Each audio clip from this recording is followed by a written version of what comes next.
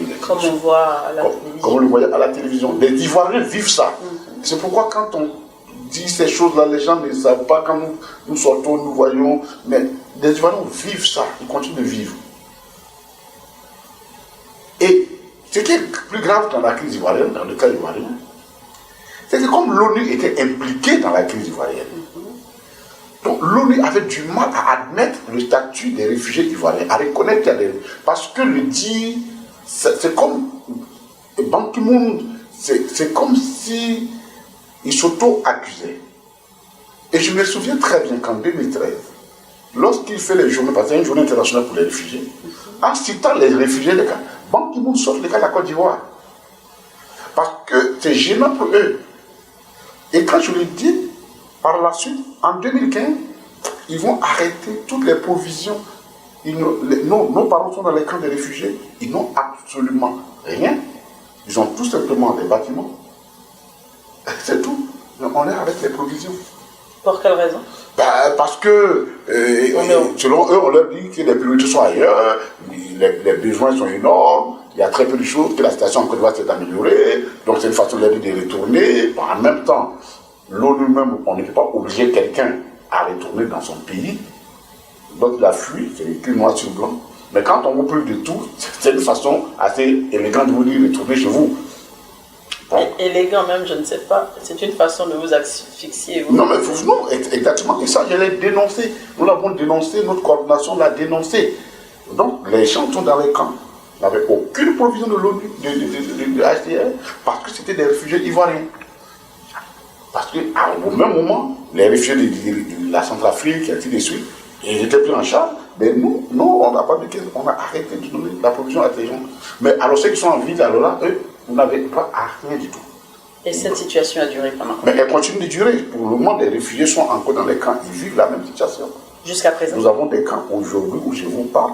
Le nombre de réfugiés ivoiriens en Côte d'Ivoire est de 7200. Au Togo, il doit être autour de 1200 dans des camps. Au Libéria, au moins 15 000. Ce sont nos parents, ce sont nos frères, ce sont des Ivoiriens qui sont dans les camps. Vous savez, quand on n'a pas vécu ça, on ne se rend pas compte. À cela, il faut ajouter les prosoro, les derniers cas de la crise de 2020, donc certains sont partis en exil aussi.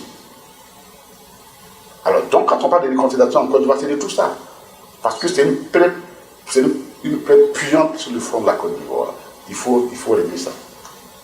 Personne ne sait ce qu'est le chef. Mais c'est une vie de misère. Absolument.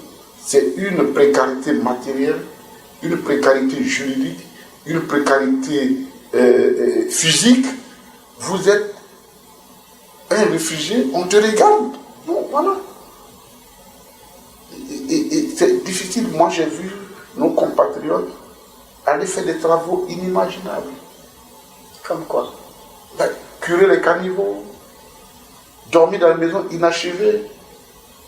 Chose qu'ils ne faisaient pas ici. Ce qu'ils ne faisaient pas ici. C'est pourquoi, quand je suis venu, quand quelqu'un m'a dit, je dis, juste, autant que Dieu me donnera de souffle. Si je peux, tout ce que je peux faire, jamais je n'accepterai qu'un Ivoirien aille en exil. Parce que moi, j'ai vécu cette expérience. Absolument. Jamais. Jamais, jamais. Parce que c'est une expérience extrêmement douloureuse. Et malheureusement, nos compatriotes sont encore là-bas. C'est quoi nos petits débats politiques, quand on les mène à un moment donné, il faut savoir que nous, il y a des gens qui en souffrent. Nous devons encore des... Et donc, concrètement, qu'est-ce qu'on peut faire pour eux actuellement? Écoutez, il y a deux situations qui se posent. Et ça, si ceux qui peuvent nous aider, ils nous aideront, parce que je suis venu, j'ai demandé un rendez-vous à l'HCR ici, ils ne m'ont pas encore donné. Avant de venir, comme j'étais le président de la coordination, j'ai écrit au HCR. Notre coordination s'est réunie. Parce que, qu'est-ce qui se passe? Quand quelqu'un est dérouté, déraciné, tout en autre, déraciné de chez nous, et puis on l'envoie dans un camp, après 10 ans, la personne perd ses repères. Elle n'est pas intégrée de l'autre côté, elle perd ses repères. Elle a tout perdu. Quand elle revient, elle a besoin de revenir pour quand elle doit revenir, il faut qu'elle reconstitue sa vie. Quand je suis parti des jeunes, il y a plusieurs partis qui avaient 21 ans, 22 ans, ou ils ont 32 ans. Il faut qu'ils viennent et qu'ils constituent sa vie. Alors, quand ils reviennent, on leur dit, on vous donne 300 000 francs CFA. Le HCR dit, c'est 300 000 francs CFA qu'on vous donne. Comme compensation, comme salaire. Non, quand ils arrivent, ils disent, bon, prime d'installation, c'est ce qu'on donne 300 000 francs. Mais la personne qui est là-bas, qui va revenir, 300 000, elle n'est même pas capable de te payer, il n'est même pas te nourrir, toi et ta famille, en une semaine à Abidjan. Qu'est-ce que la personne fait? Elle préfère son statut de réfugié, même si elle n'y a rien, elle a moins un petit cas dans lequel elle vit, que de venir errer dans son propre pays, où elle a tout perdu. Donc, nous avons écrit pour dire, au lieu de leur donner 300 000, faisons l'effort de leur faire plus de dons. Apporter la cagnotte peut-être à 1 million, 1,5 million, ça va encourager ces personnes à rentrer. Parce que si la personne a 1,5 million, elle peut se dire, bon, je peux faire un petit projet. Mais si vous donnez 300 000, la personne n'aura pas envie de venir. Or, le risque à un moment donné, c'est que nos compatriotes vont se trouver devant une situation, puisque à un moment donné, on analyse la situation et puis on dit, bon, on estime qu'en Côte d'Ivoire, le statut de réfugié, compte tenu de l'évolution de la situation en Côte d'Ivoire, il n'y a plus de raison que vous ayez le statut de réfugié. On vous retire le statut de réfugié, vous avez deux solutions. Soit vous rentrez, soit vous intégrez la société, on demande à l'État qui vous accueille de vous intégrer et de vous donner la nationalité, et ainsi de suite. C'est tout ce qu'il reste à faire. Donc, à un moment donné, ils auront le choix entre ces deux. Pour vous dire, c'est ça, c'est pathétique. Donc, quand je suis venu, j'ai demandé au HCR de Côte d'Ivoire pour que nous ayons une séance de travail pour voir comment nous allons améliorer les conditions de retour. On m'avait dit que la responsable régionale de HCR n'était pas disponible. J'attends. Moi, la semaine que je voyage à mon retour, je vais le relancer. Et ça fait depuis combien de temps? Depuis 3 mois, je suis là, et autrement, on n'a pas évolué sur la question. Pour la diaspora, qu'est-ce que la diaspora peut faire concrètement pour pouvoir aider les réfugiés au Ghana? Écoutez, alors, je pense qu'il est bon qu'elle en a fait beaucoup, hein. Il y en a qui sont organisés à titre individuel, collectivement, de temps en temps, ils leur envoient quelques subsides, ainsi de suite, mais il faut que ce soit mieux organisé. Il y a deux solutions que je vois possibles à long terme et qui sont durables. C'est de lever les fonds et de leur permettre à ceux qui veulent venir de rentrer en Côte d'Ivoire. Et on pallie l'insuffisance du HCR. Du bon, quand vous venez ici, ça peut être une fondation que la diaspora peut créer, ça peut être quoi, mais quand vous venez, par exemple, vos enfants, parce que quand même, n'oubliez pas, il y a aussi ce problème de la barrière linguistique. Parce que là-bas, les enfants sont dans un système anglophone. Quand ils viennent ici, comment on fait ce changement? Il y en a qui sont en exil à cause de ça. Les enfants qui sont nés, qui sont là-bas, qui vont à l'école là-bas, vous les envoyez ici, comment on fait? Donc, tout ça, c'est des questions qui nécessitent beaucoup de réflexion. Et donc, on peut trouver un système il y a une dame d'ailleurs aux États-Unis qui m'avait fait une proposition dans ce sens et qui voulait nous aider dans ce sens-là. Et je pensais à elle, comment trouver, par exemple, cette école pour faire l'équivalent, qu'elle puisse faire au moins un passage pour s'intégrer. Ou alors, les parents viennent, mais la diaspora continue d'aider ceux qui sont étudiants là-bas en leur donnant pour qu'ils puissent finir au moins d'études. Donc, il y a plus d'éléments qui doivent se faire. Je suis pour les solutions pérennes, les solutions à long terme. Les solutions à court terme, leur donner quelques sacs de riz, c'est bon, mais ça ne règle pas le problème. Il faut avoir une pensée, parce que nous, notre handicap, c'est qu'on a fait l'exil dans un pays anglophone. Ok, nous, ça nous arrange puisque nous parlons l'anglais maintenant. Ok, mais ceux qui sont des enfants qui sont là-bas et qui vont à l'école là-bas, quand vous les dites à leurs parents, revenez en Côte d'Ivoire. Ok, mais les enfants, comment ils font l'école? Comment ils font l'école? On n'a pas les mêmes systèmes. Comment ils font l'école? Il y en a qui ne comprennent même pas le français. Qui parlent le tui, la langue du Ghana, on apprend en français et puis l'anglais. Absolument. Voilà. Et la dame dont vous pensiez à Delphine Réunion? Oui, je crois que c'est une dame du genre Atlanta, ou elle m'avait appelé, voilà, Delphine, je pense. Los Angeles. Los Angeles, elle est malgré les pharmaciens, en fait. Oui, c'est elle. Voilà, alors, justement, elle m'avait fait des propositions intéressantes, et j'avoue que depuis que je suis venu compte tenu de mon programme, je n'ai pas eu le temps de m'asseoir pour analyser, mais j'aimerais vraiment la retrouver et puis remettre ce projet-là à l'ordre du jour. Voilà. Parce qu'elle avait la possibilité de dire qu'elle pourrait trouver une école qu'elle avait déjà pour voir comment on peut faire ce pont-là. Ce serait un élément important. Et ça va soulager beaucoup des réfugiés. Moi, en tout cas, aujourd'hui, pour le moment, on s'est battu pour le retour du président Laurent Gbagbo. Il est revenu, on a fait dans notre parti. Mais la question des réfugiés, j'en fais, c'est un point qui m'est réfléchi et pour lequel j'entends bien investir au maximum. Absolument. Donc la diaspora, tous ceux qui sont vraiment concernés, qui veulent nous aider dans ça, ils peuvent nous aider avec des solutions pérennes. C'est à ce titre-là que j'ai voulu vous questionner sur ce sujet, parce qu'effectivement, quand on ne l'a jamais vécu, on ne sait pas ce qui est. Et donc, j'ai pris note. Delphine Prignon, je la connais très bien, et elle m'avait parlé aussi de son ONG, elle m'a sollicité dans quelle mesure on peut aider. Et donc c'est très bien. Je vais relancer ça à son niveau. Et je pense aussi qu'il faudrait, moi j'aime l'idée de sponsoriser. Donc au Ghana, voilà. Bon, avec nos moyens aussi. Les moyens, voilà. Si ceux qui font des étudiants, voilà. Ou ceux qui finissent leurs études, c'est plus facile. Voilà. Tu vois, si on peut sponsoriser voilà. Un enfant par famille, enfin, ouais, ça c'est intéressant, ça c'est des solutions pérennes. Même dans ces conditions, si la famille n'a que 2 enfants, un enfant, elle peut dire, bon, ok, comme l'enfant est pérenne, moi je peux venir en Côte d'Ivoire, et puis bon, mon enfant continue. Il est assez grand s'il fait des étudiants pour continuer ses études. Parce qu'effectivement, il faut qu'on trouve une solution pérenne à ça. Parce que l'un des blocages, c'est ça. D'accord. Donc ça fait un deuxième dossier à ouvrir.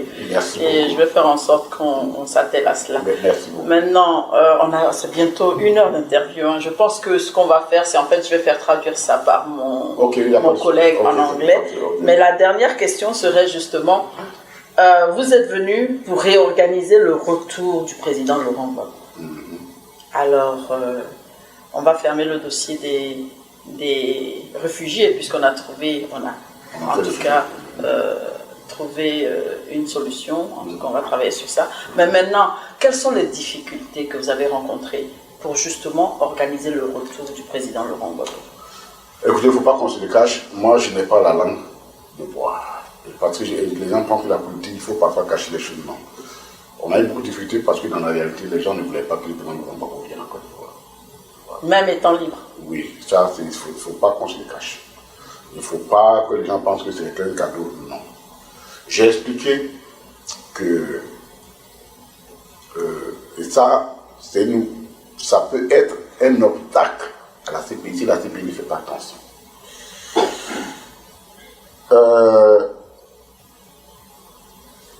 Selon les statuts de la CPI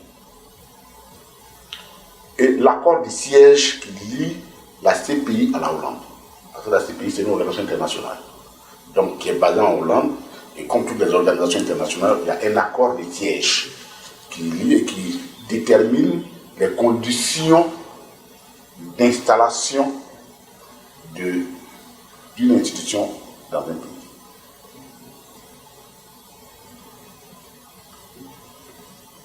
Et l'accord de siège et le statut sont clairs. L'article 185, je ne le connais pas clair, parce que je l'ai lu beaucoup. Lorsque la CPI envoie quelqu'un comparé devant la CPI, qu'elle avait un mandat d'arrêt, un mandat d'amener, et que le mandat est exercé, quand il y a le mandat, tous les pays signataires de ce pays sont obligés de coopérer à l'exécution de ce mandat. Compris la Côte d'Ivoire. C'est au nom de ce principe, de ce texte, que la Côte d'Ivoire a affrété un avion, pour envoyer le président Laurent Gbagbo, notamment dans les conditions les plus humiliantes, et à La Haye. Rassurez-vous, il est parti le 29 novembre à La Haye. Nous sommes en plein hiver. Il n'avait même pas une voiture. l'intention de tuer Antoine de le rendre malade était évidente, parce que si vous prenez quelqu'un, vous le balancez de cette façon-là, il n'y a rien à dire. Moi, je n'ai pas peur de dire les choses telles qu'elles sont. Parce que ça aussi, à un moment donné, il faut considérer un certain vérité pour que les partis là, on l'oublie et qu'on puisse aller en avant. Il faut que ces choses-là, on les dise. Donc, c'est au nom du statut de Rome qui a été ratifié, signé par la Côte d'Ivoire, que le gouvernement a fait partie du président Gbagbo à la CPI et à la suite du Goudé. Or, le texte dit ceci. Lorsque vous envoyez quelqu'un là-bas, à la fin de la procédure, la CPI doit obligatoirement ramener la personne dans un pays de son choix, membre de l'État qui a signé l'accord. Sauf si, entre-temps, il y a un mandat d'extradition qui a été formé par un autre pays, membre de la CPI. Dans ce cas, la CPI analyse et voit s'il faut extrader la personne. Mais si ce mandat n'existe pas, si ce cas n'existe pas, alors la CPI a l'obligation de faire retourner la personne dans son pays. Mais quand on dit la CPI a l'obligation, cette obligation, elle pèse sur tous les pays signataires. Donc elle pèse sur la France, elle pèse sur la Côte d'Ivoire, elle pèse sur tout. Donc autant vous avez été alerte d'envoyer le président Laurent Gbagbo à la CPI, autant quand on a fini la procédure, la CPI a le devoir de nous faire retourner le président Laurent Gbagbo dans la même alerte. Malheureusement, c'est pas ce qui a fait ça. Et si vous vous rappelez très bien, le 31 mars, lorsque le juge rend sa décision, à la fin, il dit les conditions qu'on avait imposées au président Laurent Gbagbo à sa liberté étaient liées à la peine. Et l'une des conditions, c'est son impossibilité de sortir, mais quand il doit sortir, il faut qu'il avertisse, ainsi de suite. Maintenant que l'appel a été rejeté et qu'il a retrouvé la plénitude de sa liberté,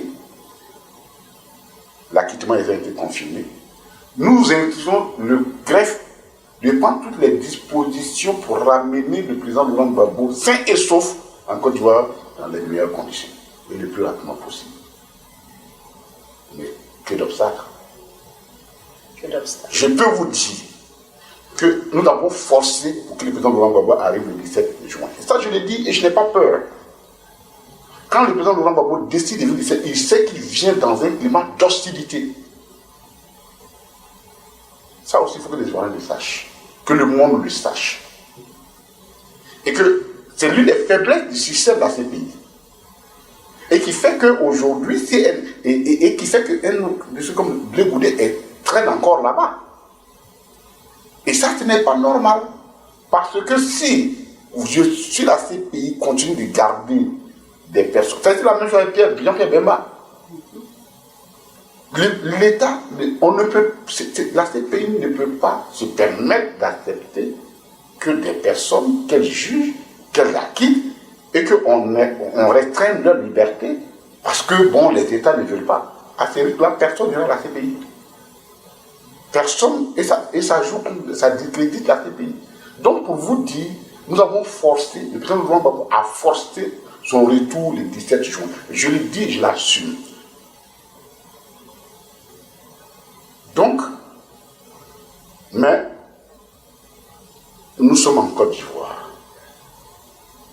Je vous ai dit, quand on a vécu ce genre d'épreuve, malgré tout, on apprend à pardonner, on avance. C'est pourquoi on ne regarde pas trop dans les rétroviseurs. Ça ne veut pas dire qu'on ne sait pas ce qui s'est passé dans la société. C'est pas qu'on ne sait pas. Ou qu'on a oublié. Ou qu'on a oublié. C'est parce qu'on n'en lit pas. Donc, dans la réalité, nous avons forcé le tout dans le Gbagbo. Parce que sa place était en Côte d'Ivoire. La réconciliation, et c'est pourquoi il n'est pas juste que Blé Goudé y soit encore. C'est pas juste. Ce n'est pas juste pour la CPI. C'est même pas c'est pas honorable la CPI. Voilà. Parce que quand un juge donne une instruction, elle doit être appliquée. Absolument. Comment avez-vous perçu la Côte d'Ivoire? Quel sentiment vous avez eu quand vous êtes arrivé, depuis que vous êtes arrivé, ou en tout cas lorsque vous êtes arrivé en Côte d'Ivoire de votre exil? Alors, le sentiment est ambivalent. C'est un sentiment ambivalent. Pardon. Oui, si vous regardez l'aspect extérieur d'Abidjan, vous applaudirez, vous direz, ah oui, ben, on a progressé. Moi, j'ai aussi la qualité d'être honnête aussi. Moi, je vous regarde l'aspect extérieur, infrastructure, ainsi de suite. Mais c'est l'écume qui cache l'iceberg, la vraie partie de l'iceberg, c'est l'écume qui cache la vérité. Sous cet aspect, il y a beaucoup de problèmes en Côte d'Ivoire. Il y a beaucoup de problèmes en Côte d'Ivoire. Je pense que le gouvernement, le sachant, et que n'étant pas capable de trouver la solution, essaie de cacher ces problèmes avec l'aspect visible, ce qu'il appelle le bling-bling. Or, une nation, ça se construit avec le cœur. Et d'abord, la patrie, c'est le cœur. Quand vous avez une partie de votre population qui est meurtrie, qui ne se sent pas concernée par la patrie, vous l'avez beau faire, ça ne marche pas. La Côte d'Ivoire est profondément divisée. C'est clairement établi, la Côte d'Ivoire est profondément divisée. Il y a des questions fondamentales qu'on n'a pas réglées, du moins à lesquelles on le voit. Et ça, si nous ne faisons attention, ça va nous revenir comme de façon violente en face. Ça va nous allons tomber en plein dans la face parce que les questions sociales, lorsqu'elles ne sont pas réglées, très vite, elles ressurgissent.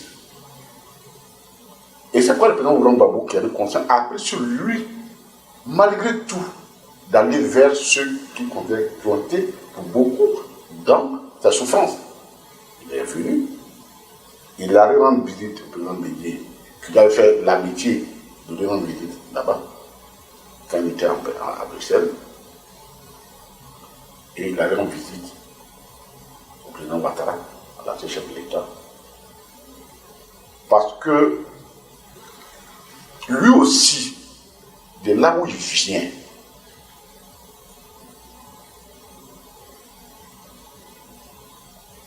moralement, le connaissant, il pense qu'il faut pacifier le pays pour ne plus que d'autres Ivoiriens aient à subir le sort que lui il a subi. Donc, il travaille à la cohésion sociale. C'est pourquoi il a décidé d'aller vers ces personnes. Parce qu'on ne cache pas la misère avec le bling-bling. Absolument. La misère est là, elle est évidente. La misère est là. Et le modèle choisi, moi je leur ai dit à tous ceux qui m'ont reçu, je n'aurais pas choisi de ce modèle. Ça, c'est un modèle qui est juste fait pour donner l'illusion optique que le pays va. On arrive à Abidjan, oui, il y a un pont, on en fait nos 4 ponts, on en fait une belle chose, on en fait. Mais pendant ce temps, dès que vous quittez tout simplement le crocodile et tout, que vous l'avez à Djamé, la misère vous frappe en plein. Vous allez à Bobo et vous frappez. Alors n'allez pas à l'intérieur du pays, c'est grave. Donc, dans ces conditions, il faut que nous comprenons que la Côte d'Ivoire, ce n'est pas Abidjan. Parce que quand vous travaillez pour Abidjan, vous faites autant que vous le faites ici. C'est pour que ceux qui descendent à l'aéroport, vous viennent voir, vous saluez, vous les remerciez. Mais ce n'est pas eux. Vous ne travaillez pas pour la population. Vous travaillez pour ceux qui jouent. Vous ne travaillez pas pour les besoins de la population. Vous travaillez pour faire plaisir à suivre certaines personnes, à vous donner bonne conscience de certaines personnes. C'est pourquoi il est surprenant, malgré tout ça, la Côte d'Ivoire occupe presque les dernières places dans l'indice de développement humain en Afrique. Les dernières places, derrière les pays comme le Bénin, derrière les pays comme le Burkina Faso, derrière les pays comme plein de pays, comme le Mozambique, et ainsi de suite. Donc, à ce niveau-là, ça veut dire que votre système ne marche pas. Celui qui va choisir l'option prise ne marche pas. Voilà. En tout cas, merci beaucoup, ministre Katinan, pour cet entretien exceptionnel pour ABB TV. Y a-t-il un dernier mot que vous voulez ajouter pour pouvoir clore l'entretien? Oui. Est-ce qu'il y a quelque chose que je n'ai pas parlé dont vous souhaiteriez? Oui, deux choses. Je voulais vraiment remercier la diaspora. La remercier parce qu'elle ne nous a pas lâchés pendant cette période-là. Et comme je sais que votre radio, elle est beaucoup plus orientée vers eux, vers elle, dans tout le monde de la diaspora, je voulais profiter de ça pour leur dire merci. Le président Laurent Gbagbo aura l'occasion de leur dire merci. Il l'a déjà fait et je pense que dès qu'il aura l'occasion solennelle, il le fera. Je voudrais aussi dire que, contrairement à ce qu'on pense, la CPI c'est une prison. C'est pas parce que c'est la prison de l'ONU qu'elle est différente de la prison. C'est une prison. Avec toute son austérité, le président Laurent Gbagbo était en prison. C'est en prison.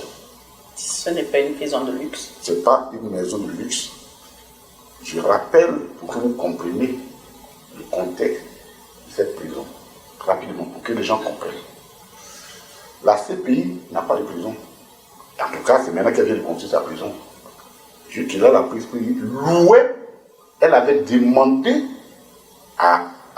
au gouvernement hollandais, dans la Côte d'Ivoire, qu'on lui donne une aile d'une prison de Schwenningen. Parce que comme là-bas, l'éducation a fait que maintenant, les gens, il n'y a pas beaucoup de prisonniers. Donc, c'est une vieille prison qui avait été construite. Quand vous dévoilez les murs, vous vous en rendez compte. Donc, la CPI a négocié une aile pour y enfermer ces prisonniers ou ceux qui sont en détention. C'est une précision de taille. Il faut que les gens comprennent. Donc ce n'est pas une villa, ce n'est pas des trucs, c'est une prison comme vous avez aux États-Unis, un petit lit, une toilette, comme vous les voyez. C'est ce que le président Laurent Gbagbo, il a fait 8 ans. 8 ans. C'est pourquoi quand les gens, on arrive à ce niveau et puis les gens ramènent le débat politique à un niveau très léger, très bas, j'en souffre, parce que les gens ne mesurent pas de là où on vient, de là où ce monsieur-là vient. Il n'était pas en résidence surveillée, il était en prison, avec toutes les limites. Qui te consiste à laver tes affaires toi seul, à faire ton lit, si tu veux manger de la nourriture que les Hollandais ne savent pas faire le riz, donc le riz qu'un bon bébé mangerait, il faut faire ta cuisine toi seul, il faut faire tout. Quand le président va en RDC, au Congo, pour aller et saluer ces jeunes qui l'ont aidé, c'est ça qu'il est en train d'exprimer. Ces jeunes qui sont constitués pour préparer pour lui, pour s'occuper de lui, pour ne pas lui connaître, au moins lui donner ce statut de papa. Sinon, il serait obligé de faire ça seul. Il était en prison. Il était en prison. C'est-à-dire qu'il a quitté le palais présidentiel pour aller à Korogo dans une prison. Et de là-bas, il est parti en prison. Donc, de 2011 jusqu'à qu'on le libère en février du quitte la prison 2019, ça fait 8 ans que le monsieur là. Pour qu'on arrive à quoi? Qui n'a rien fait. D'aucuns diraient que c'est scandaleux. Mais... En tout cas, merci beaucoup. C'est un réel plaisir de nous entretenir avec vous. Et j'espère que ce ne sera pas le dernier entretien. No way. We stop for the moment. Thank you so much. C'est ainsi que notre émission prend sa fin. Vous pouvez le suivre son entièreté sur ABB TV. Je vous remercie.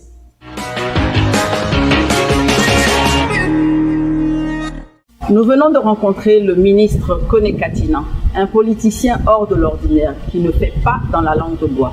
Il nous a raconté ses joies, mais surtout ses peines durant ses 10 années d'exil au Ghana. Il nous a donné ses observations et ses sentiments sur le retour du président Laurent Gbagbo, sur l'état de la Côte d'Ivoire, et il n'a pas mâché ses mots. C'est ce qui fait de lui un homme remarquable. On se retrouve en attendant pour une prochaine émission sur On se dit tout avec Habibi.